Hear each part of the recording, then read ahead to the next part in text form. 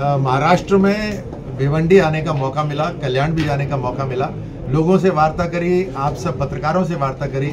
जो माहौल मुझे दिख रहा है इन दोनों लोकसभा के अंदर, मुझे लगता है वो पूरे महाराष्ट्र का मूड है और पूरे देश का मूड है कि इस बार 400 पार, इस बार ऐसी वोटिंग होगी जो आज थी 2014 में और जो बदली विश्वास में 2019 में, अब वो पूर्ण आशीर्वाद में बदली हो रही है। और जनता के सामने फर्क बिल्कुल साफ है। एक तरफ एक ऐसा गठबंधन जो अलग अलग दिशाओं में खींचता है, एक विचार नहीं है, सीटों का झगड़ा चल रहा है, आखिरी दम तक वो सीटों के ऊपर ही झगड़ते रहेंगे। वो केवल सेल्फ सर्वाइवल के ऊपर, सिर्फ खुद को जिंदा रखने के लिए अलग अलग विचार की पार्टियां इकट्ठी हुई हुई हैं। ना नीति है, ना नीयत है, ना पुराना रिकॉर्ड है। और दूसरी तरफ प्रधानमंत्री मोदी जी का ऐसा काम जो देश का एक एक नागरिक, एक एक बच्चा तो जानता ही है।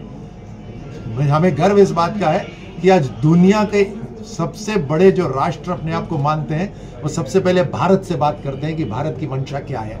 ये बड़ा बदलाव आया है और इसी कारण से इस बार पूरे महाराष्ट्र में और पूरे देश के अंदर प्रधानमंत्री मोदी जी की सरकार को पूर्ण बहुमत और 400 पार, एनडीए गठबंधन जो हमारा एनडीए का, उसको 400 पार सीटें मिलेगी।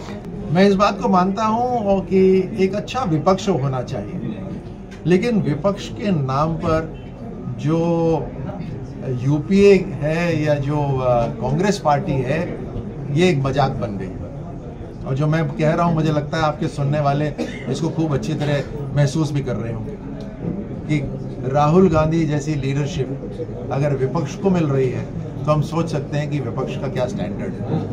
आपस में फूट है, खींचतान है, सीटों का झगड़ा चल रहा है, एक दूसरे के ऊपर बार बार आक्षेप अभी भी लगा रहे हैं और फिर भी एक छतरी के नीचे आने की कोशिश कर रहे हैं केवल खुद के बचाव के लिए। राहुल गांधी जो ये यात्रा निकाल रहे हैं, इसके अंदर जिस तरह से उन्होंने पहले उसको, जनता ने यही कहा कि ये भारत तोड़ो यात्रा ज़्यादा है और अपनी पार्टी को तो वो जोड़ नहीं पा रहे, वही हाल अभी भी है। आने वाले चुनाव के बाद खेल में किस प्रकार की उपलब्धियां होगी और किस तरह से खेल को और बढ़ावा दिया जाएगा? देखिए, खेलों के पे अगर आप सवाल करें तो पिछले 10 साल में बहुत बड़ा परिवर्तन आया है भारत के अंदर। जिस तरह से खिलाड़ियों को मान सम्मान मिल रहा है, जिस तरह से खेलों के अंदर परिवर्तन आ रहा है। 2036 ओलंपिक्स मेरे ख्याल से, 2036 ओलंपिक्स, कोशिश वही हो रही है ना कि उसको भारत में लाया जाए। तो एक बहुत बड़ा एक अंतर्राष्ट्रीय इवेंट भारत में आने की संभावना है और उसकी तैयारी करते करते इंफ्रास्ट्रक्चर भी तैयार होगा और खिलाड़ी भी तैयार होंगे। हमने राजस्थान में तो अभी से तैयारी शुरू कर दी है कि अगले 12 साल के अंदर हम ऐसे नौजवान ढूंढेंगे जिनको पूरी तरह से तैयार होकर 2036 के अंदर ओलंपिक पदक जीतेंगे।